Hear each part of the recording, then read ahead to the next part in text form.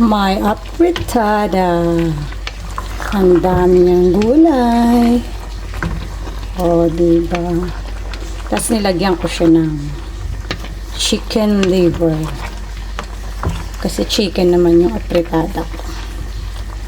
Medyo masabaw pa ng konti. Pero luto na yan. So, habang hinihintay ko magising alaga ko, nagluto na ako. Hinanda ko na yung kailangan ko kagabi. Kasi I'm very busy person. Dami akong gawa. So, niluto ko na. Hinanda ko na kagabi. At niluto ko na ngayon. Ayan. Siguro okay na to. Okay na yan. Looks yummy naman. Looks yun, luto na. Yung atay, hindi ko naman na dinuro. Hindi ko pinaliit na okay na yung size niya. So, you like a beba.